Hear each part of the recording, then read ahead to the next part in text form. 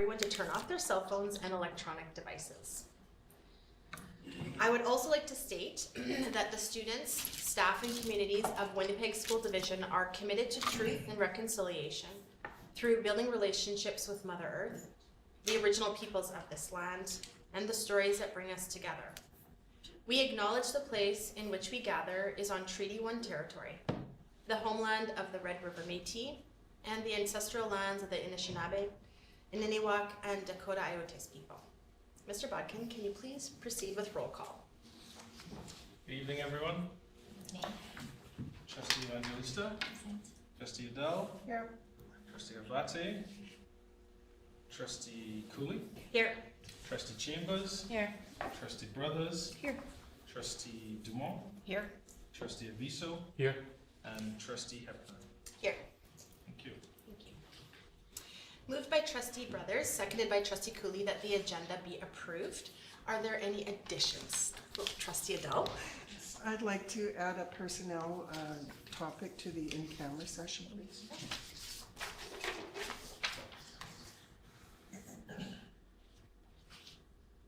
And Trustee Cooley? I'd like also to add to the in-camera session MSP meetings coming up this week, and also MP dance meeting update. Okay. Thank you.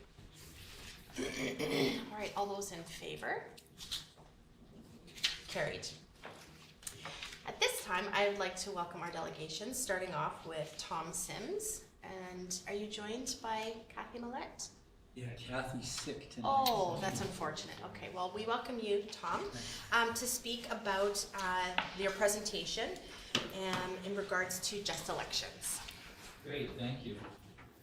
Big improvement having the screen back there. Yes. Yeah, I tell you, strategic planning at its finest. Very impressive. Very impressive. Kathy Mallett, the co-chair of the coalition, is going to join us, but she's not able to. Last February, the other co-chair of just elections, Liz Ambrose, appeared, and we appreciated having the opportunity to speak to the board at that time. And we're pleased to see a motion coming forward this evening, and so we're here to speak in support of the motion. So, someone could work the great, chair of the board. Duties as assigned. Totally. There's maybe 2 bullet points. Just to briefly remind people that the coalition is an organization of individuals and organizations that are interested in promoting free and fair school board elections. There's 2 components that we're looking at strengthening the legislation. One is school board election financing, and the other that we talked about in February was the idea of regular independent school board word boundary review. So we'll just be speaking to the school board election financing tonight. If we could go to the next slide. And I think there's 4 bullet points there. Thanks.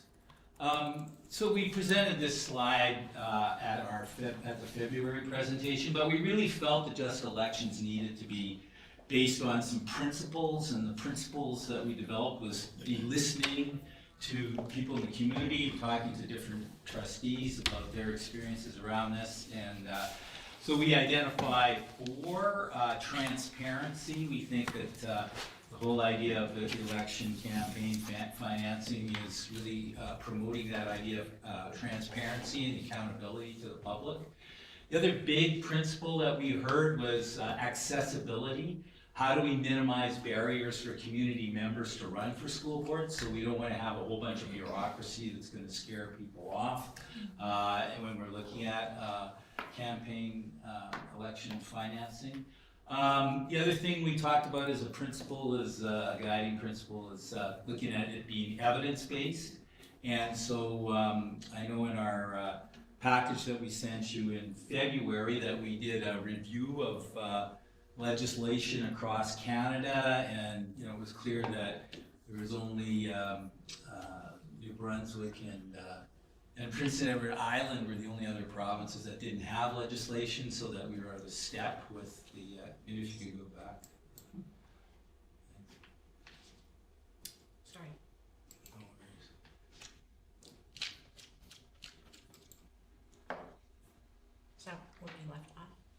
No, the previous slide? Yeah, thanks. Yeah, great. So, evidence, so we were looking at, what were some of the best practices from across the country, and the last piece we were looking at, which, probably we want to focus on a bit tonight, is the idea of precedent. How do we look at school board election financing being consistent with other levels of government, with provincial, federal, provincial, and municipal levels of government? And so we presented a 12-point plan in terms of recommendations that were kind of high level, that covered off these things, and we appreciate the motion that's being looked at tonight is looking at those kind of guiding, those 12 areas to be looking at things. And I think that'll be helpful as a framework as we're going forward looking at the bill. So maybe, yeah, if we could go to the next slide then, thanks. I got this weird image in my head. There's an old Monty Python skit about remote control, and I'm sort of getting this weird kind of experience about that this way, but thanks for being the remote control. Yeah, maybe we'll just put the ball out instead of, yeah, that's good. I think there's one more, there are a couple more. Yeah, there we go. So that, like we said, we appreciate being able to present to the board tonight to speak in support of the motion that's coming forward that will be voted on tonight around school board election financing. We feel it's very important that the largest school division in Manitoba is looking at this motion. I think that it will be an important decision that the board takes and to play a continuing leadership role in our community around this issue. So we think that would be a really strong message in the community that the largest school division is supporting this kind of process to promote free and fair school board elections. We think the points that are in the motion that are part of the 12-point plan provide sort of some of a framework of what is important to look at in terms of legislation. We know that the devil will be in the details, but we think that looking at those kind of the framework is important. As I think work is done to look at the bill that's coming forward. And I guess the last thing we're saying is, given the importance of the motion, we're asking that there be a recorded vote so that the community clearly knows where their elected trustees stand on this issue. So we ask that that be something that be considered tonight. So the last slide that we have. So yeah, we can go to the next slide. Yeah, thanks.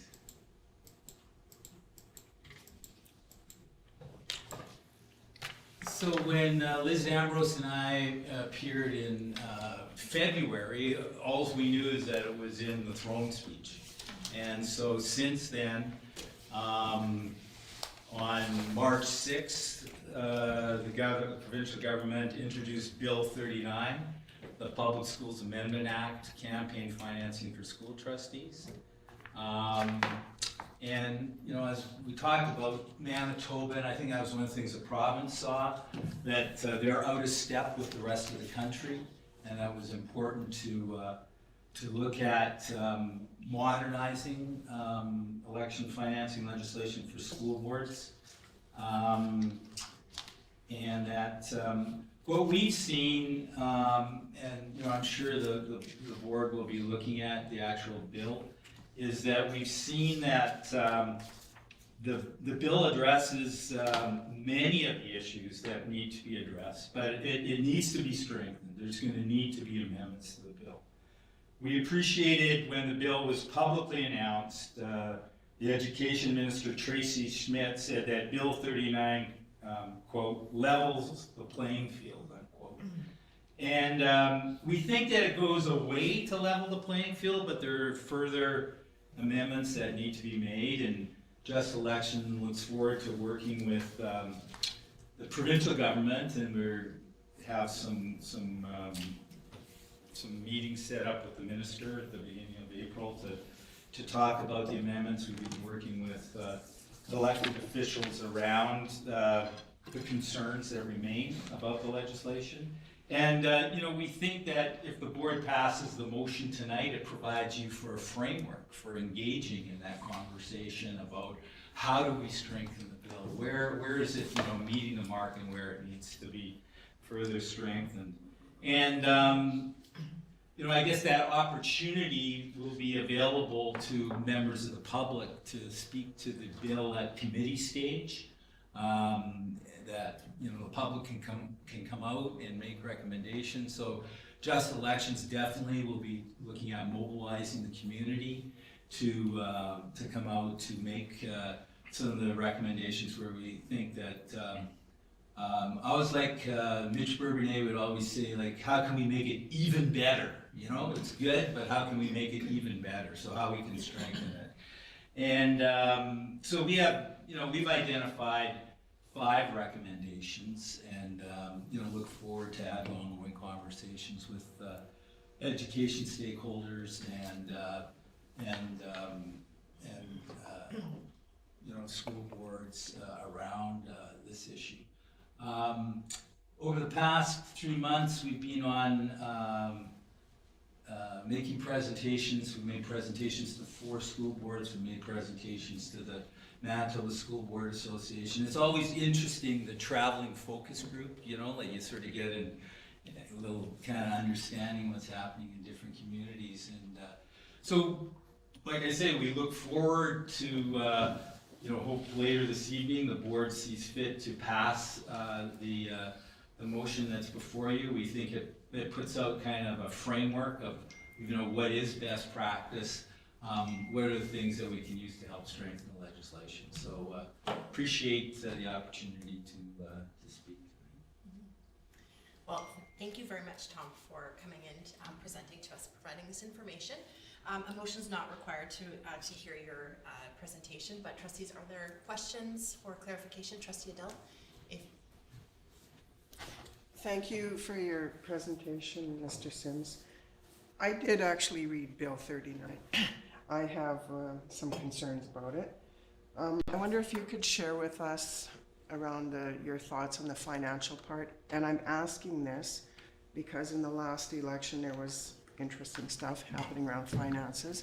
And I also talked to people in the community who would ask me how much it would cost to run for a trustee. And when I'd say, well, what they had to buy, it's like maybe $3,500 for $4,000. And they thought even that was a lot of money, and some people couldn't afford it. So when I see what they're recommending, that is going to be excluding a lot of people.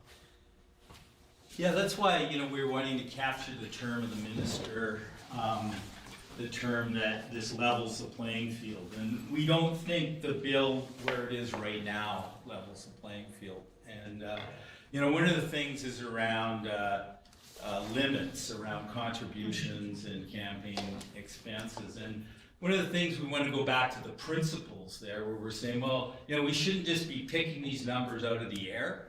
We should be aligning the legislation to the other 3 levels of government. What's the municipal, provincial, and federal governments doing? And probably the most likely comparative is the municipal levels of government. So,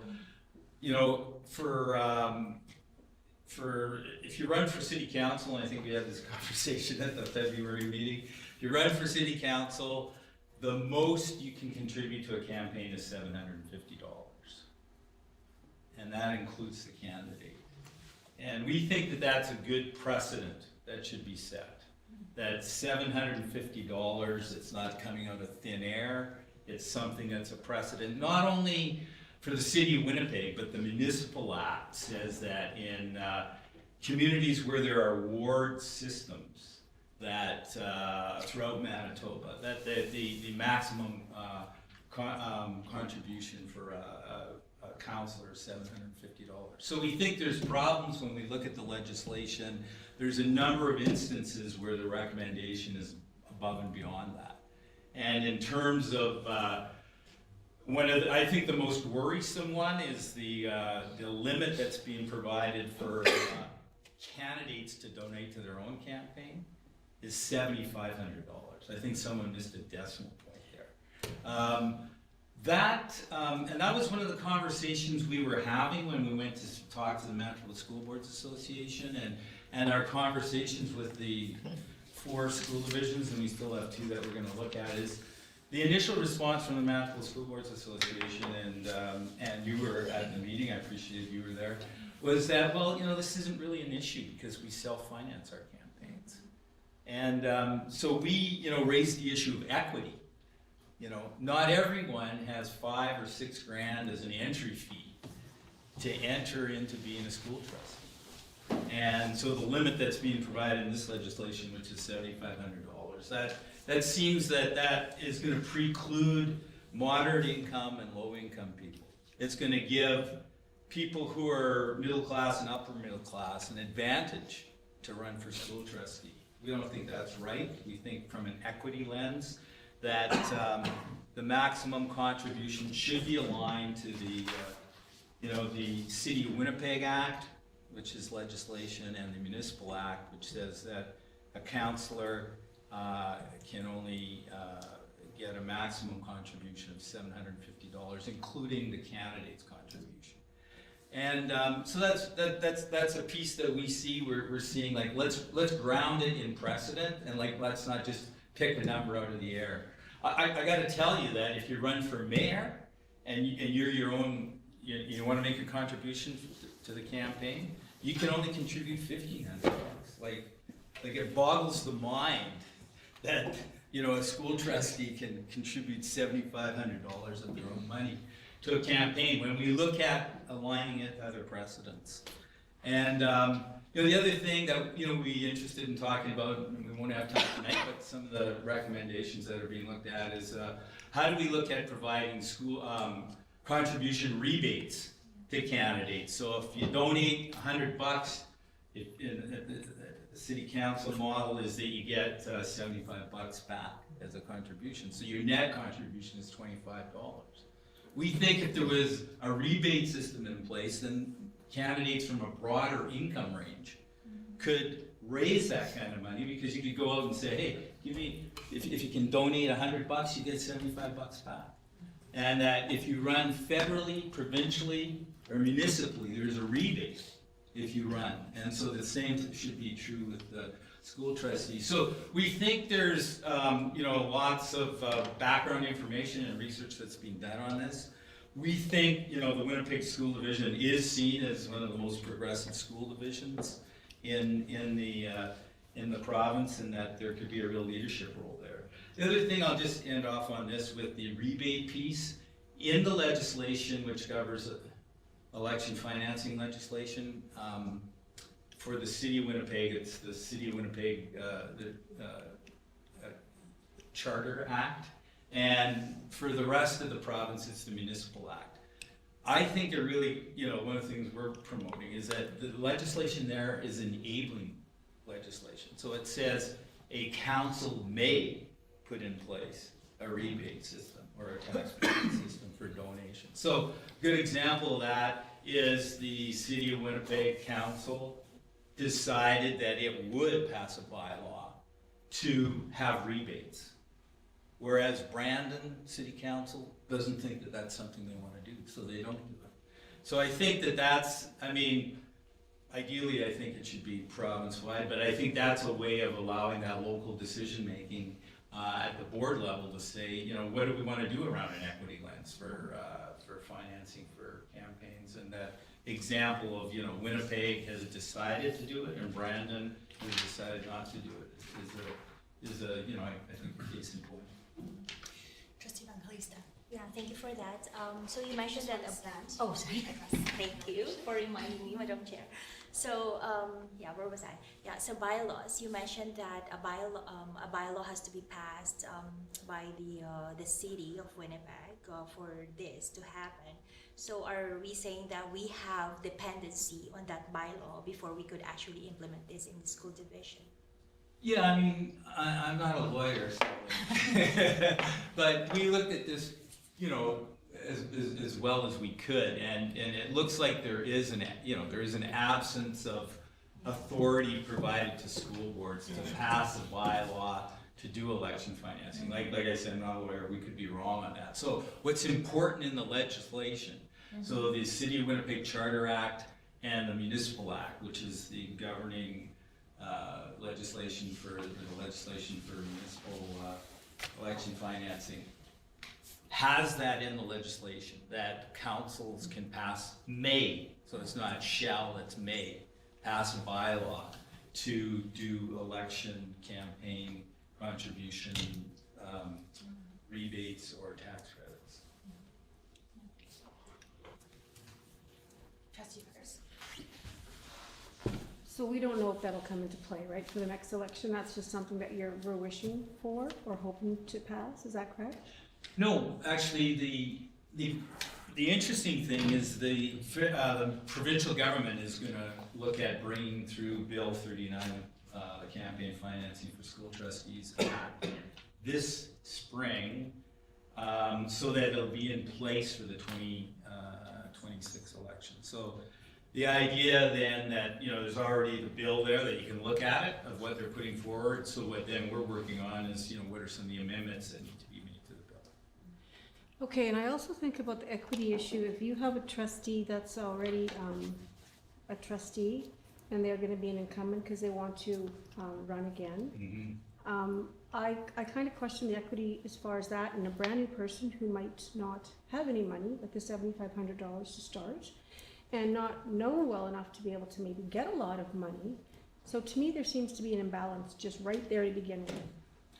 Yeah, it's interesting because as we were going around presenting to boards, and I won't say the suburban board that we were presenting to, but one of the trustees almost feels like the poster child for equity around this issue, because they stood up and said, look, as we were raising the equity issue, look, that, I was new to the province, I didn't know anyone, so how could I, raise money, there's an equity issue there. So I had my mom in another province cut me a check so I could run for school board. Why shouldn't I be able to do that? Because it's an equity issue. I think the trustee does not understand what equity is all about. Just because you're new to an area and that having money coming outside the province to finance your campaign isn't an equity issue. And I think, that kind of approach is why legislation needs to be in place. Trustee Cooey. I asked you about timelines last time, and so now there is something in Yeah. committee. Can you give the board a sense of timelines for when committee work happens and the next steps? Yeah, thank you. We're interested in finding that out too, because it's at the will of the government, and so it went through first reading, then it goes through second reading, which then puts it in principle, then it goes to committee, and so that's all. That could happen really fast, and that's why we're a little, we want to get out and start talking about this issue and have some dialogue and fact sheets, and people can see what they're doing, or it might be a month or 6 weeks from now, so we just don't know. We're hoping to get some indication from the minister what their plans are, so that there is an opportunity for stakeholders to come forward at the committee level and talk about what's important. But yeah, I think the good thing is it'll happen this spring. The only reason it would get deferred to the fall is that the opposition has an ability to identify 5 bills that they want to, push to the fall.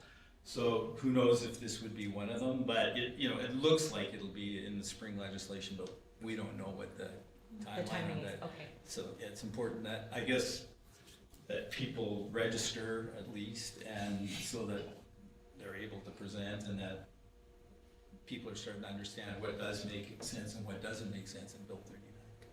Yeah. Thanks. Great. Thank you for your questions. Thank you for your clarifying comments. Appreciate that. So thank you for joining us. Yeah, thank you.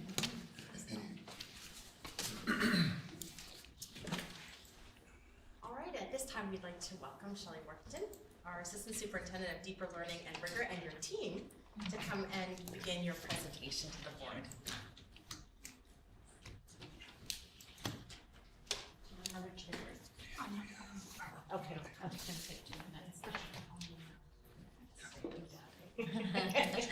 We wear our jackets sometimes, I think, so. In the winter, we all have our jackets on sometimes, yes. There's always one. Hi, everybody. We're excited to share some thinking around the literacy work Greenway first. Oh, Greenway first. in the division, and I have invited Scott Olfert. He's the vice principal at Greenway School, and Brian Rogowski is the principal at Wolseley, so that you can actually hear about what that literacy work looks like and sounds like in a school during a day or a week and so forth. From a divisional lens, there's so many things that schools do to support literacy in all sorts of ways. And I see those pieces as really connected, and they're gonna share what that might look like. Where we wanna start always is around that powerful classroom teaching, where all kids are engaged in that really rich work, where they're engaged in sophisticated thinking with rich language, rich books, engaged in purposeful writing together for real purposes and real audiences.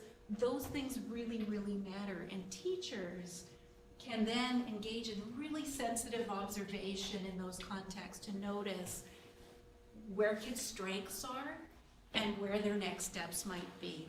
And that informs how they might, in the classroom, engage with flexible groups, small groups, individual children, to then be able to attend to what they are noticing are the next steps and next needs for those kids. Schools also engage in really intensive and focused work with children as well in the schools, from reading recovery to some phonics work.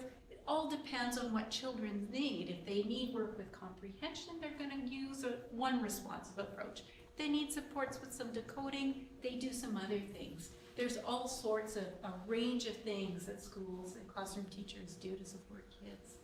And then we also have our partners of clinical supports that are really necessary to the work we do in schools. When we're like, okay, this is a really tricky situation, we're really trying to figure out how to support this child a little more. It might be more time, it might be some more expertise that we bring to play in the school for all children. So that is all happening in our schools, and Brian and Scott are going to share a little bit about what that looks like. Thanks, Shelley. All right, you'll have a seat. Well, thank you all for your time tonight, for letting us come and speak about literacy in our schools. I feel really fortunate being here with Brian and sharing this moment with Brian. We go back a long way to our own education, but also to our teaching, and we started our teaching careers together, and we're reading buddies, partners at John M. King years and years ago. And so just to give some perspective too about reading buddies, if everyone's not quite sure, it's when kids from one classroom, typically it's in elementary schools, I mean it'd be lovely if it was everywhere, but go and visit their friends in another classroom and they share books together. And really that's kind of, I mean, it's more than just an opportunity for the kids to practice reading to their friends. It's also an opportunity for kids to develop the love of reading, understanding that books can be connections and books can make connections with other people, and it goes way deeper than that. So like I said, very fortunate to be here with Brian talking about literacy with you all tonight. So just some information about Greenway and literacy at Greenway School. So, and I guess I'll give you the cue to kind of switch along as we go. But just to give the perspective, like Shelley had kind of said, literacy happens all the time. So it's not just, literacy instruction in our classroom is not a program that we implement for 120 minutes a day and then we dust our hands and move on to math. It's things that happen throughout the day, and our teachers are masters at weaving literacy in and through all kinds of learning. So at Greenway School, literacy is cross-curricular, so you'll see literacy everywhere coming up in every different subject area. Our teachers really focus on creating a love of literacy. A big focus this year in particular has been on really engaging students and looking at ways of making literacy fun, making literacy meaningful, relevant to kids, and then also offering supports as needed. So as we assess students and we discover that there are certain supports that they need, offering those supports in whatever way is needed. And they all connect to our school plan. In particular at our school, noticed last year through student surveys and teacher observations that students were really struggling with reluctancy with writing. And so we really jumped into that and tried to talk about why that is. And so some of those areas are areas that our teachers have been targeting in those different ways. So if you want to move to the next slide. So I just brought in some examples of some different classroom work that's been happening at our school. This happens to be a grade 2 example, and so on a couple of the other slides here you'll see some of the student work. But this grade 2 classroom was doing some research on Arctic animals, how they change, how they grow, their needs. So it makes all those different connections to the various different curricular areas in science, social studies, art, and in ELA. Accesses books that were published by Strong Nations, which is an Indigenous-owned publishing house.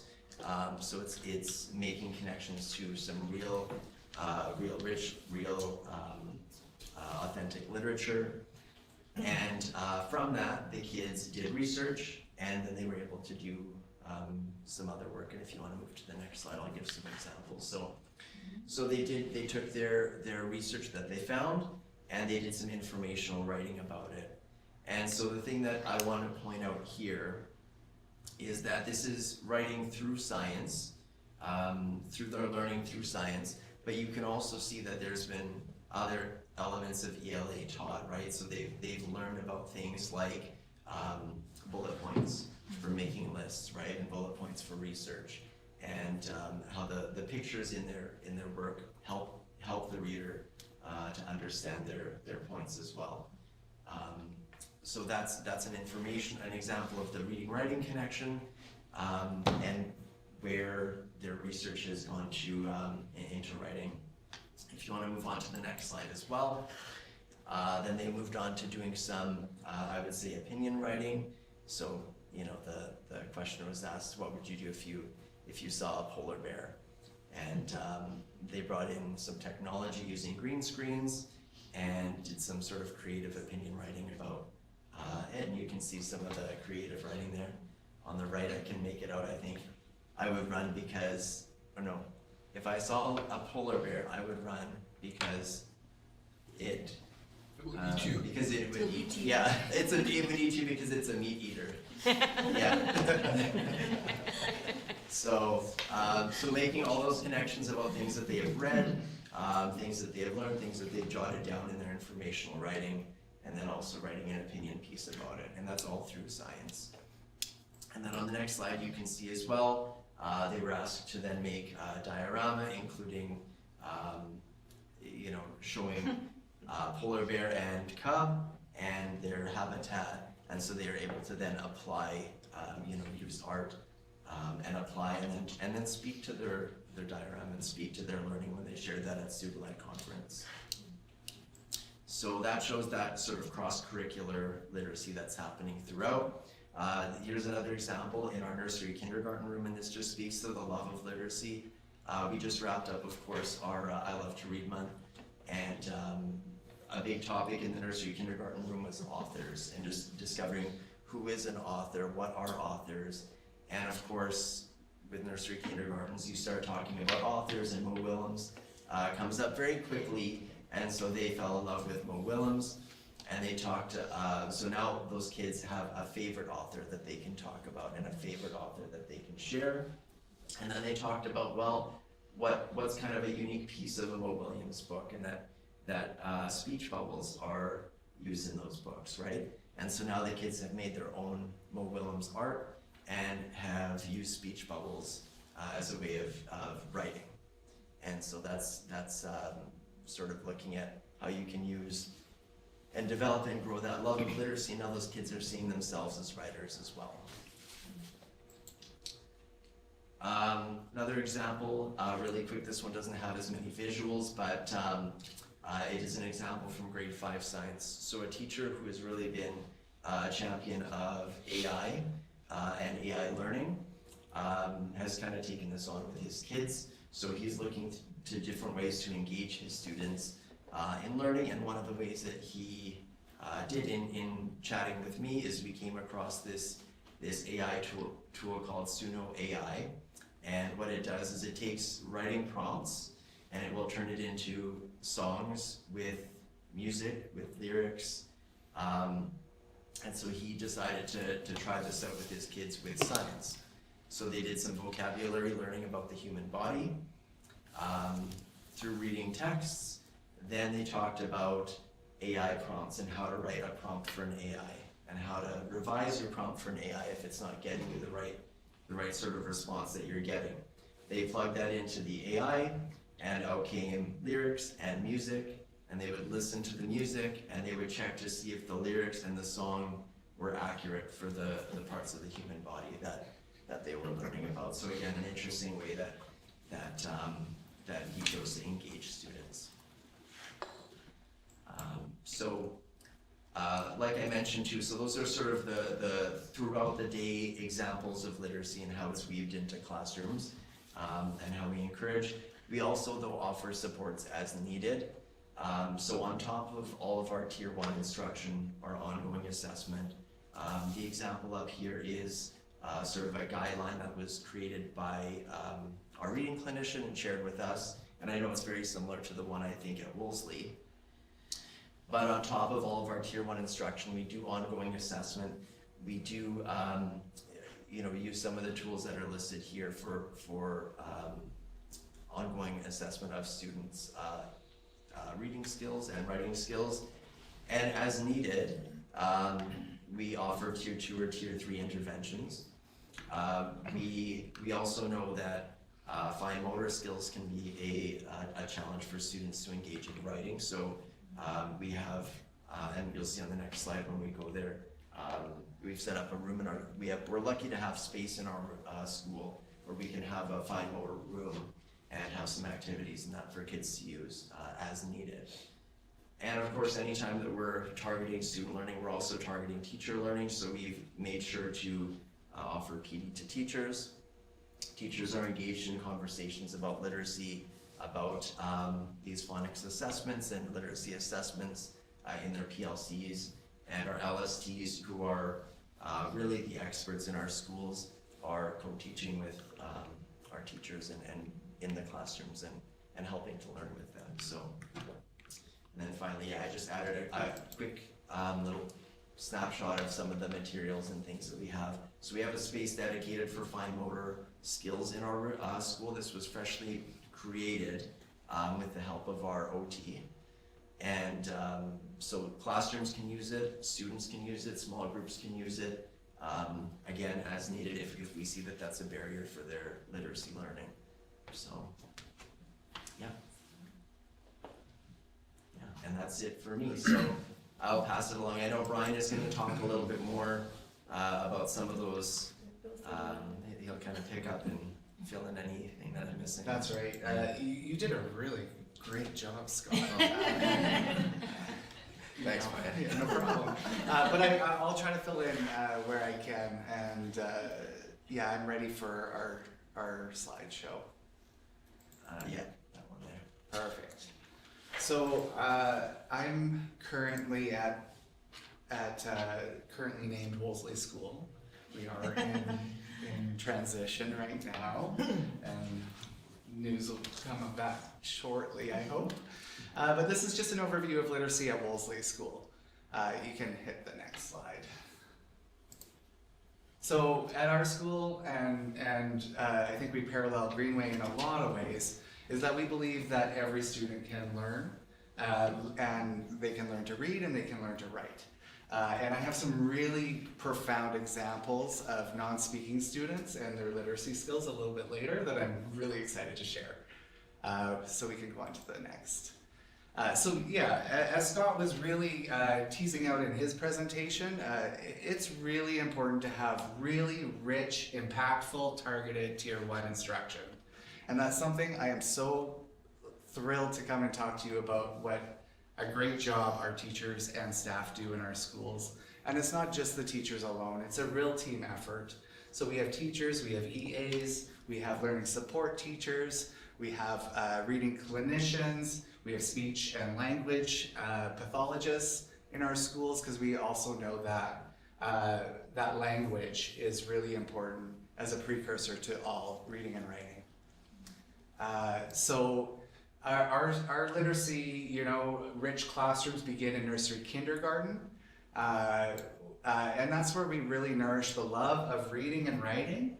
And so our kids are constantly engaged in real, our teachers craft real experiences for our students to really engage in literacy. So for example, in September, our students are engaged in writing treaties for our classrooms. They're engaged in writing land acknowledgements, because that's what we're focusing on in our school. For another really rich example was for our winter concert, when we had classrooms writing their own songs and their own lyrics and their own music, actually, and presenting it.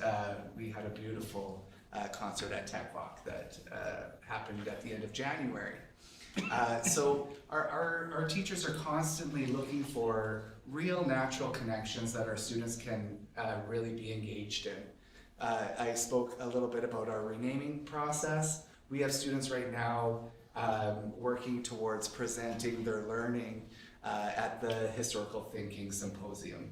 So like real rich connections to our lives in our school. We can probably go to the next. So when we do a universal screening, we look at a bunch of different areas. What I wanted to also bring up with our universal screening, and I think you can go to the next one because it's very similar to Greenway. What we really love about these screeners is A, they're free. We like free things in schools. B, they're quick, and C, they give us a really direct idea of what our kids are missing or what they need, what their challenges are. So when we are doing our whole, like Scott said, literacy doesn't stop in a block.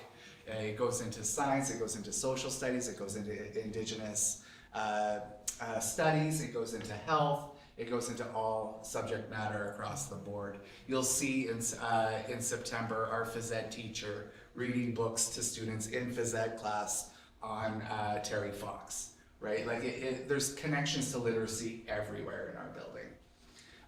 But what this does is it allows our teachers to have a really good snapshot of what is missing in our students' literacy packages. We can go to the next slide. So we screen with all of our different tools that we use, then we plan, and so that's going to look different for whoever we have in front of us. So for example, I might see that Scott needs a bit of attention on decoding. So I'm going to look at different strategies for Scott. Oh, and I noticed that Shelley also is missing a couple of decoding things. So I'm going to put together a little group with Scott and Shelley, and we're going to target that. Another, Lorelei, unfortunately, you know, she has some comprehension strategies that she needs to focus on. So we're gonna meet with Lorelei just on that. We're not going to, what we're not going to do is roll out a program for the entire classroom where 3/4 of our kids are bored and the other, maybe another 5 or 6, it's over their head. What we're doing is we're targeting, right? And we're giving that instruction to the kids that need it. So then we go to programming for those kids, we monitor that progress over time, and then we rescreen to see the growth that has happened, or not. And then we know that we need to make a different plan if the growth is not there. I just had to brag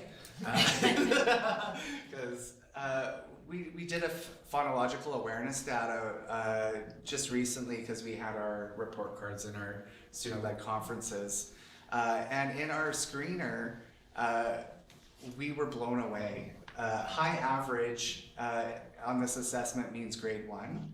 Above average means end of kindergarten, and average means right now mid way through the year. And with our targeted rich instruction, not only are we creating kids that love reading, but their skill sets are going through the roof. So our grade 1 and 2 teachers next year, I shared this data and they were very excited for the new group coming up. So I just had to share that piece. Okay. Like I said, after we've done some screeners, we might notice that a group of students and it might not even be from the same room, because we have teachers that go from room to room. They might say, oh, so-and-so in that room also needed that. So we will pull kids, and groups are fluid, and it's just really solely based on what skill set that particular child needs.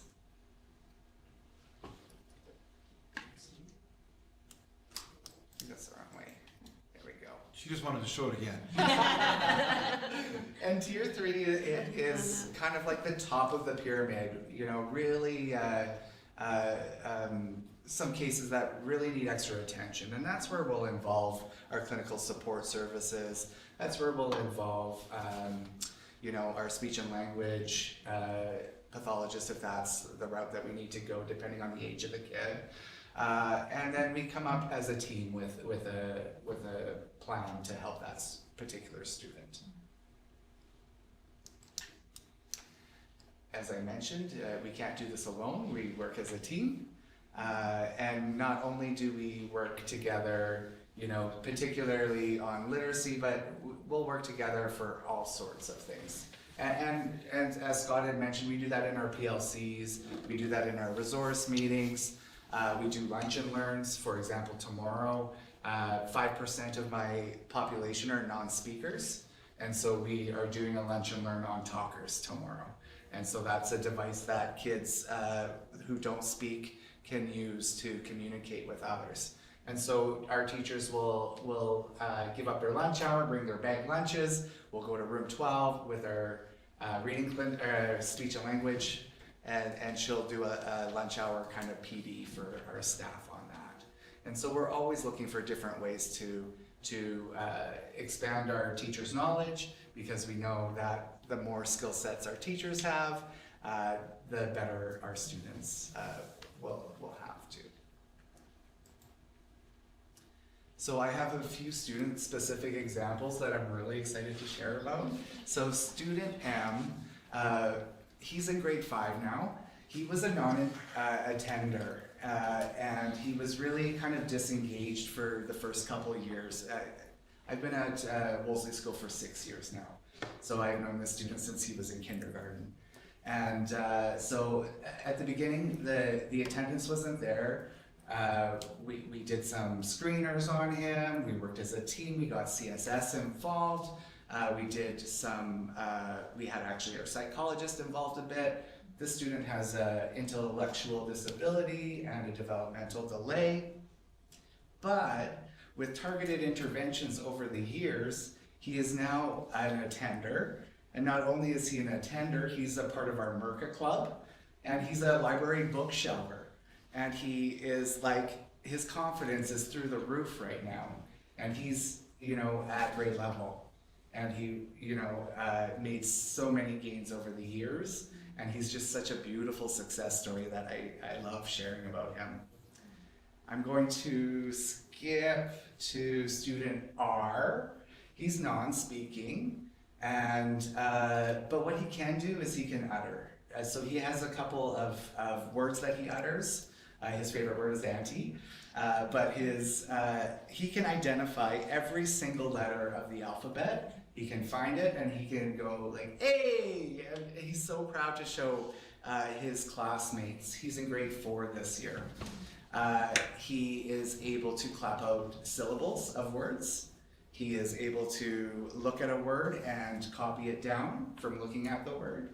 And these are skill sets that we never expected from him, but allowed him and gave him the chance to try. And with that, it's been such a beautiful, beautiful, it's been so beautiful watching him grow and his confidence grow. Even though he's not speaking, it doesn't mean that he doesn't have so many skills that we just are uncovering now.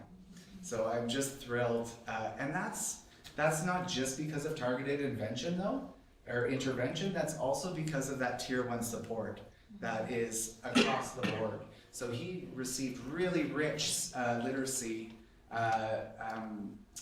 skills from every teacher that he went through. And I'm really excited to see where he actually flies to by the end of grade 6 and beyond. And just to, I guess, solidify what I was saying, we have kids, when they have competence, they find that confidence, and then they really, really find that love of reading and writing.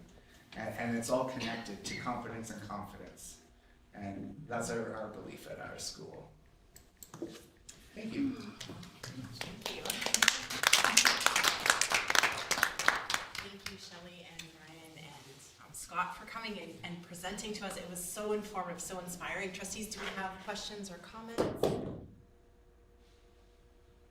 say that it was just amazing. Thank you very much. Thank you for letting us talk. Thank you. Thank you.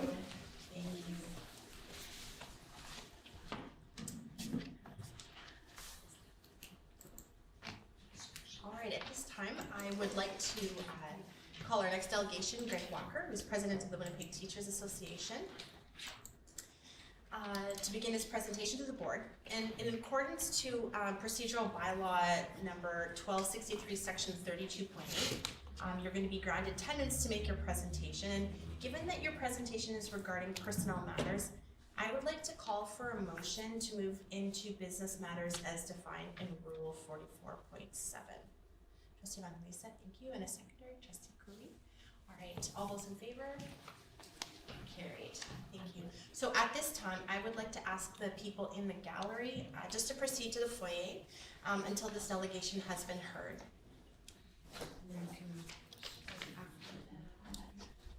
Yes, and then you can return back.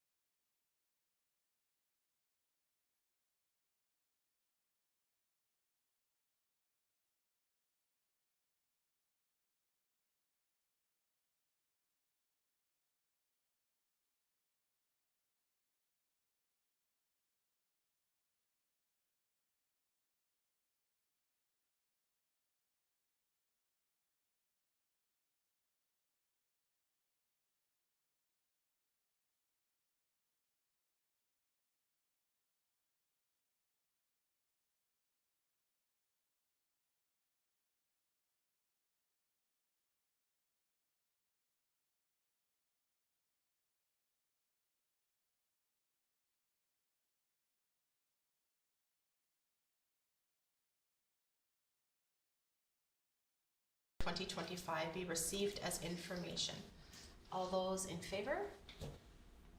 Carried. Moved by Trustee Brothers, seconded by Trustee Aviso, that the Newcomer Education Committee Report number 1-2025 dated March 5th, 2025 be received as information. All those in favor? Carried. Right, moving on to inquiries and announcements. Trustee Evangelista? I only have 3 points.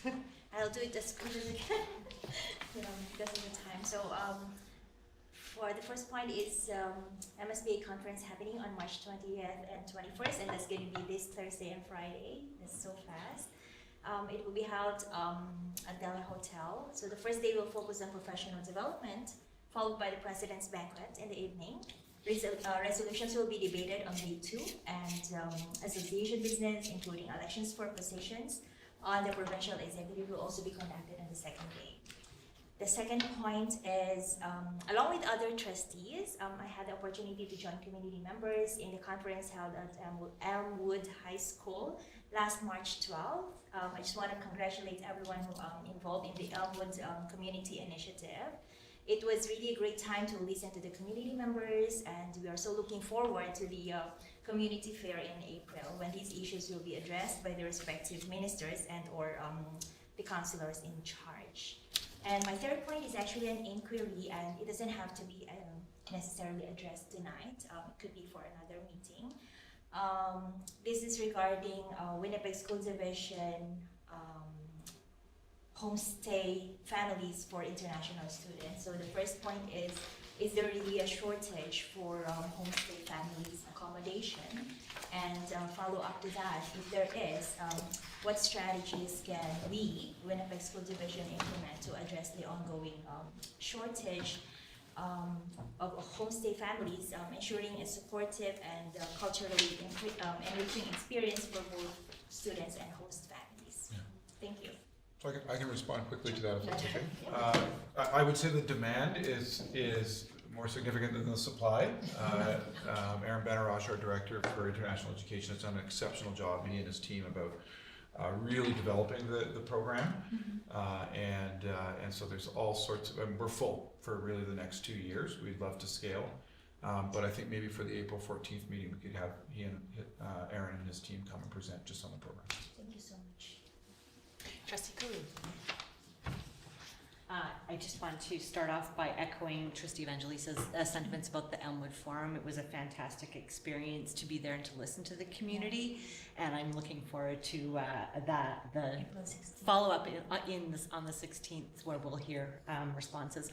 And I think I count us as the elected officials who might also want to respond. So some of the things that came up, we had federal, provincial, and city folks there, but we are also elected officials, so maybe we want to talk about how we're going to respond to some of the things that came up as well. I have 2 inquiries today.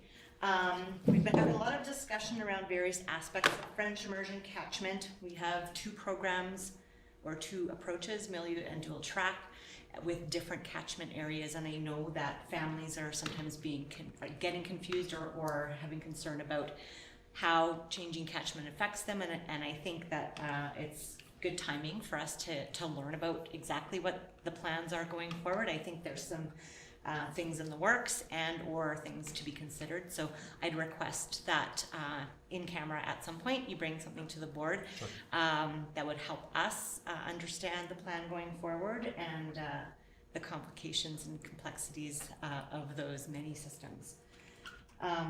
And my second inquiry, so I attended a climate vulnerability and risk assessment webinar on March 12th, put on by Climate West and the government of Manitoba, which was great. But it really flagged for me questions about overall risk vulnerability and how we go about as a division identifying risks, climate specific, but not just limited to that, IT, political, and how we go about identifying these things and then addressing them. So my question is really about what kind of frameworks do we use? I'm assuming they're decentralized. We approach things differently than corporations do. But I'm wondering if we could probably learn about that Sure.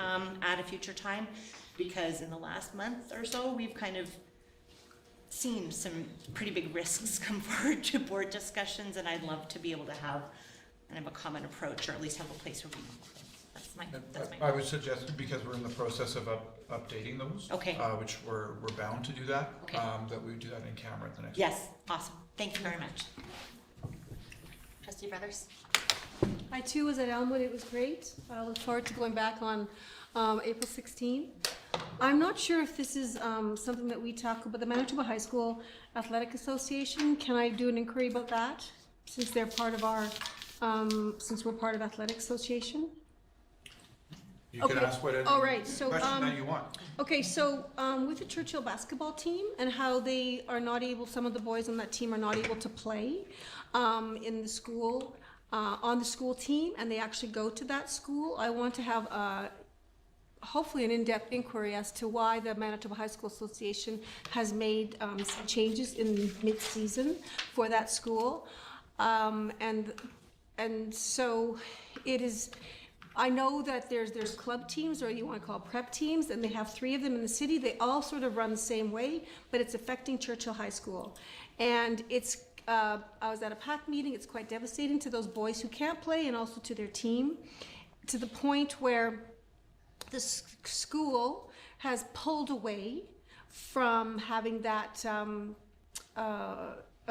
club team, let's say, use Churchill High School, and my understanding is we want our community to be in our schools, and so that's been taken out. And it was sort of like they say they would take it out so then the boys could play, but when the team came to play them that night, the other team walked off, saying that if you play these people, you won't be allowed in the finals. So I'd like to have an inquiry on that as far as the bigger picture of what's going on, because this is really affecting Churchill High School, and thank you. Sure. We can engage with the Manitoba High School Athletic Association and get a response. All right, moving on to new business. 8.1, in regards to bylaw 1325, the first, second, and final reading. Moved by Trustee Dumont, seconded by Trustee Evangelista, that bylaw 1325, a bylaw of the Winnipeg School Division for the purpose of borrowing $27,100 for certain building projects be introduced and read a first time in short. All those in favor?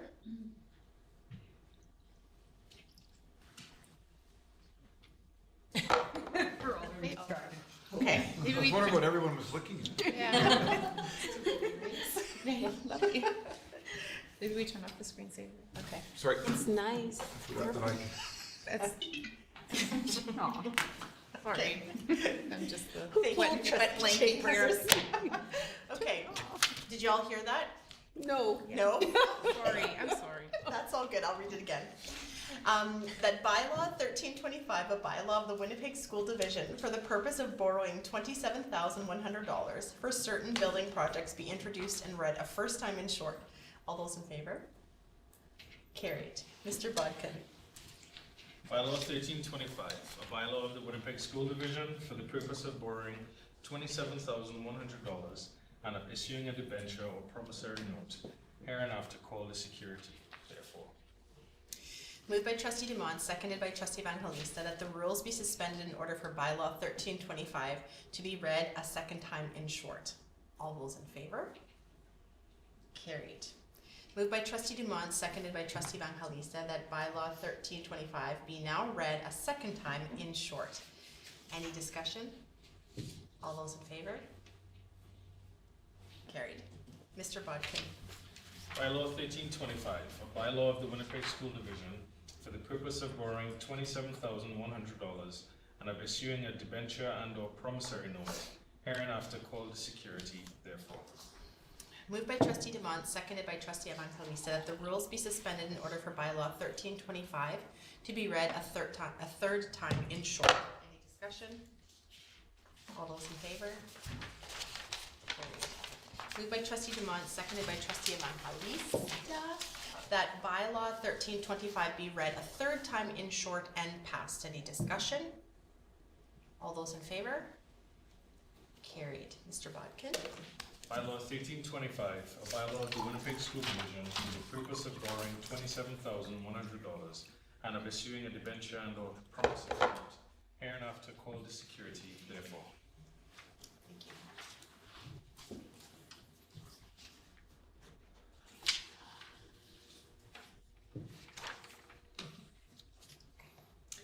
All right, moving on to item 8.2. Motion notice of which was given by Trustee Edel on March 3rd, 2025. It was moved by Trustee Edel. Do we have a seconder? Trustee Chambers. Do I read the whole thing? I think you can just say as stated. Okay, as stated in our package. Yes, thank you. Trustee Edel, would you like to speak on this? Absolutely. Welcome. Thank you for this opportunity to speak on this. This is very dear to my heart. I'm very mindful of what happened in the last election, all the rumors that were going on, and all the very interesting stuff that really created doubt into the community of who was funding what and how much was being funded and where people were getting their funding. And I'm also thinking of the people that called me and asked me how much it would cost to run for a trustee, and just very mindful of if we had really good, clear processes for people so they would understand how much money they could raise, what the expectations would be on them. And I can personally tell you that there's this stuff in here that I did. I set up another bank account. So it was not some big horrendous thing to do, and it was very easy to keep track. And then when the media called me and asked me who gave me money and how much money they gave me, I knew, because I had a record of it, and it wasn't a really hard thing to do. So I'm glad I kept everything separate. And I'm glad that I know in my heart, being around as part of the working to have 9 wards in this community, part of that was around equity all those years ago. And it is true, I don't want to discourage people from wanting to run, and not everyone has access to rich people or foundations or relatives or whoever else. And I would like to know in my heart that that when we run for school trustee, it's because we can raise the money in our community. I'm not comfortable with people shipping in money from other provinces to fund what we're doing, whether it's a relative or not. I think we should have something just reasonable so anyone can run. And yeah, so I'm hoping that this will be supported. I know it's just the start. I have read Bill 39. It needs to absolutely be tweaked. But I think this sets really good principles and guidelines, and it's pretty clear. And that this is an equity issue to me, right? So I'm very grateful, and I hope that we can all support this and have a recorded vote on it. Is there any questions? Are there other questions, comments? Trustee Brothers? I guess I have the question that I just asked before. There's an equity issue in the fact that somebody who was already a trustee is established and running and probably has a whole bunch of signs, whatever already, compared to somebody brand new coming in who might really want to be a trustee, and they are starting at a totally different place. So I question the equity in that. And I'm not sure, I'm not sure on everything, but if a person wants to donate, it has to be recorded. That's fine. What if a person doesn't want to be recorded and they're anonymous and they don't care about if they would get a rebate? Is the number just recorded with anonymous? How does that work? Because when you campaign and somebody wants to give you money and say, I don't want my name recognized, what would we do in a situation like that? I think that's where the bill comes in, Bill 39. That's where all the details are. What I'm saying here is a broad statement. I'm not diving into the weeds and getting into details that will be discussed. And I imagine the community, when they have community engagement about what people think should be in Bill 39, that those things can be fleshed out there. Trustee Chambers. Just in response to Trustee Brothers, in other elections, it's a requirement above a certain amount. You have to disclose who it's coming from. So there is precedent for, I think, massaging that and figuring out ways that can happen. But I think also part of it, the idea is transparency. So the idea is that by donating to a political candidate, you are endorsing that candidate, and donating in secret or something or confidentially is just not very democratic. My support for this motion comes from Defense of Democracy, that these are good practices, good democratic practices. I think the equity piece could be discussed. For me, it's not at the forefront, because a part of democracy is the community participation, which is baked into this anyway. So for me, I fully support this. I think it secures actual local representation, not representation that could possibly be purchased or influenced from outside people who maybe don't understand the context in which we educate here in Winnipeg School Division. So that's my 2 cents. I am completely in favor of this, and I'm happy it's finally happening. I think it's overdue. Trustee Cooley. I am also speaking in favor of this. I have written out notes because I can't look at my screen. So,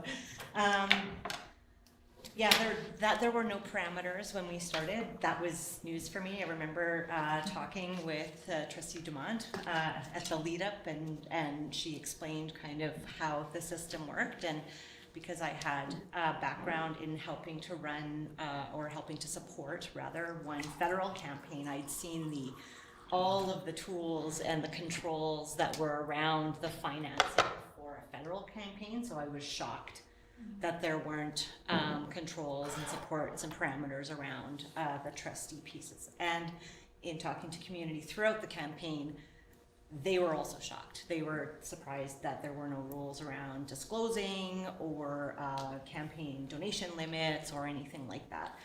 So I think I speak for my community as well when I say that transparency, the pieces that speak to transparency in this motion are the primary areas of focus. With transparency, you can see who is supporting and how people have been supported. That includes reporting donations, but also your expenses, how you're spending your money, where you're spending your money. Public disclosure of those things also helps us, as we have a tool with the PSA conflict of interest requirements for those who are elected. So those two things together, the list of donors plus this PSA conflict of interest requirements, become a meaningful barrier to influence peddling, and that is a concern. Folks coming from outside using a position or political influence on someone's behalf in exchange for money or favors, and that's what we're trying to prevent, I think, in support of this. The second thing that is of importance to me and to my community is local voice. It's something we fought for hard in Bill 64 and our community's opposition to Bill 64, and giving up local voice by having that not be clear who is giving money and or money coming from away, wherever that is, dilutes the local voice, because with money comes the ability to buy a big megaphone. So that piece is fairly important. Limits on who donates, so residents of Manitoba, not organized organizations or corporate donations, those aspects that are outlined in the motion are important for me there. The third part is actually equity of participation, and to your point, Trustee Edel, setting a low limit in terms of spending provides a bit of a leveling of the playing field, so that folks can operate all within the same reasonable budget. when I read, I didn't spend a lot of time on the bill, but the $7,500 limit that Tom Sims identified for us today was ridiculous. It's not a limit. I know exactly how much I spent on my campaign, and it was a lot less than that. So that's not a meaningful limit in my mind. So setting limits that are meaningful for our communities, I think is where I'd like to go in terms of direction here, but I don't want to prescribe what that is, but meaningful limits for donations and for campaigns. But that helps to bring in this equity of participation. Having the privilege of wealth or proximity to wealth should not predetermine your election prospects. So, yeah, that's what I have to say, those three pieces. That there is a fourth piece that is hinted at. Too many rules, too much documentation, audit requirements, things like that will be a barrier for folks becoming active in this process. And so having small-sized reporting requirements that are not arduous for community, that are supported by folks in community, whether that be MSBA or the government or whatever, taking a reasonable response there is also really important. I think being too rulesy with this will chase a whole bunch of people away. And so I think that there needs to be a real balanced approach to maintaining and supporting democracy, as well as ensuring that door doesn't close on a lot of folks. Trustee Angelista? Thank you, Trustee Edel and Trustee Cooley. I fully support this motion, and I'm very confident that we will pass this tonight, and I'll be very happy to advocate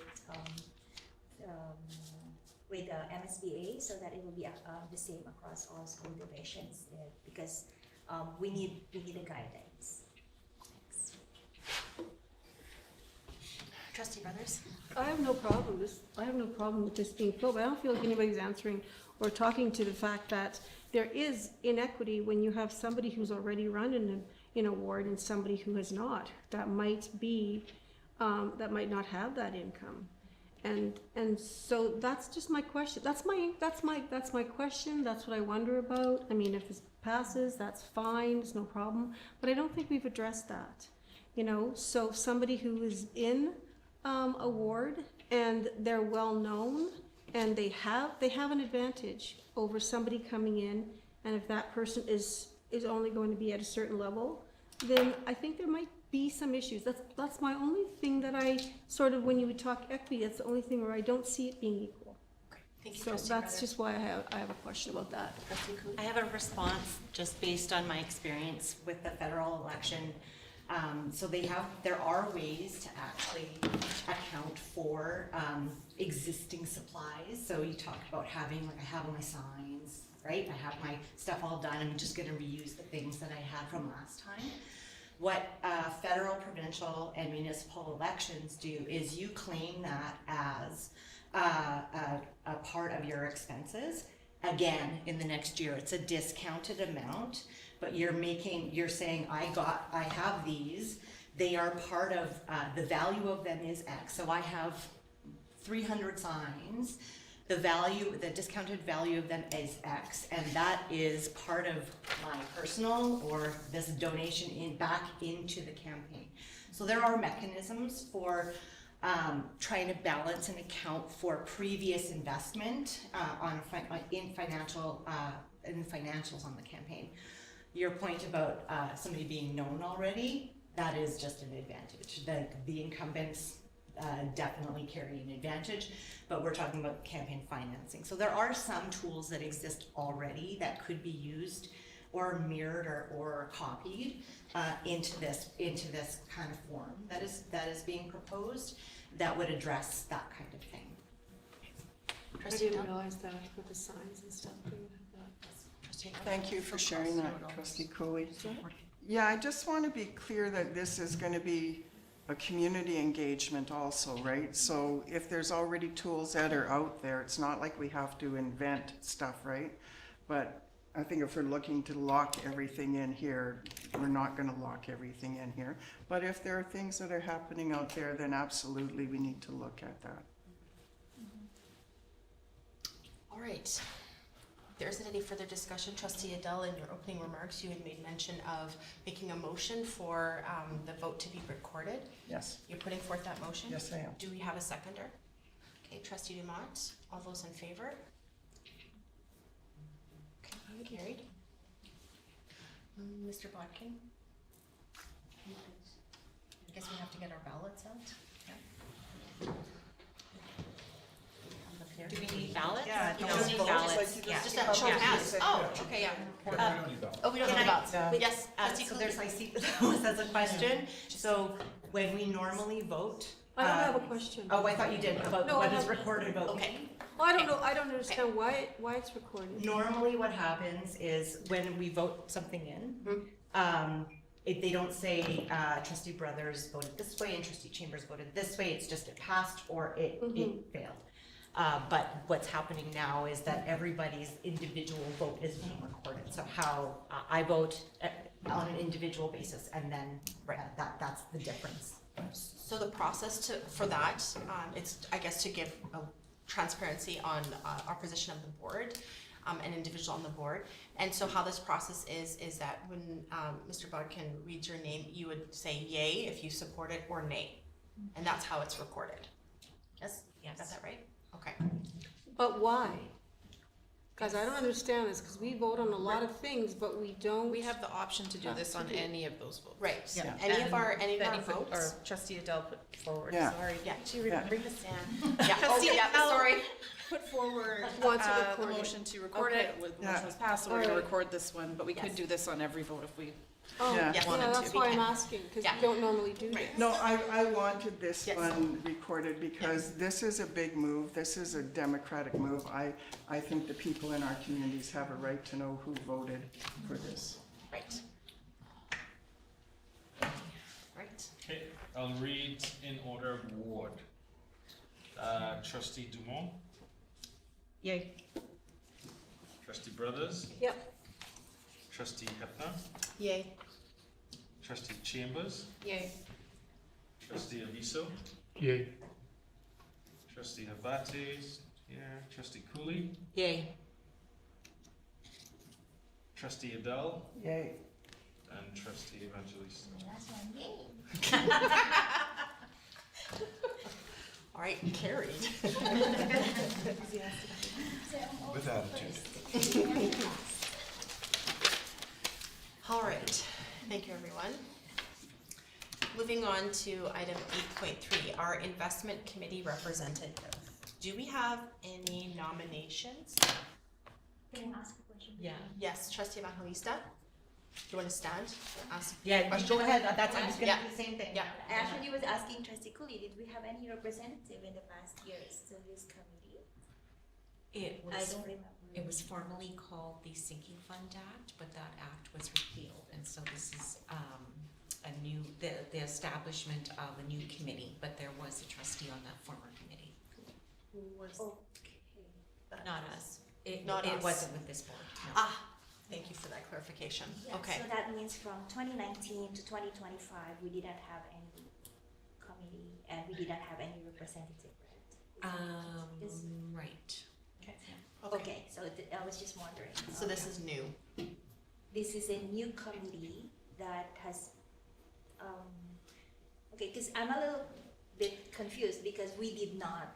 This was set an this administrative committee, so when the Sinking Fund Oh, Committee okay. was repealed by the government, an administrative investment committee was formed until we could work with the investment managers to develop the new terms of reference. One of the committee members on the terms of reference will be one member of the Board of Trustees. At that first meeting, we will then look at the terms of reference. And as of now, obviously there's no terms of reference. Okay, I got it. Because I was like. There is a terms of reference, but it's being revised to include the representation of a trustee. Oh. Trustee Cooley? Yes, I had a question as well. Thank you for asking that, Trustee Evangelista. Does this committee operate in the same way as other committees? What's the time commitment or the number of meetings that kind of thing. They are held during the day. We try to hold them at noon. Sometimes they can be lengthy. It might go over the noon hour. But most of the business that is required with a trustee can happen within that 1 hour. And how often? It's Quarterly. usually quarterly. Okay. Any other further questions? And Trustee meetings Edel? done virtually, mostly? No, it's usually in person. Oh, in person, okay. Okay. But it doesn't preclude the fact that some people buzz in periodically. Are there any self-nominations? Perla, let's vote. Yeah.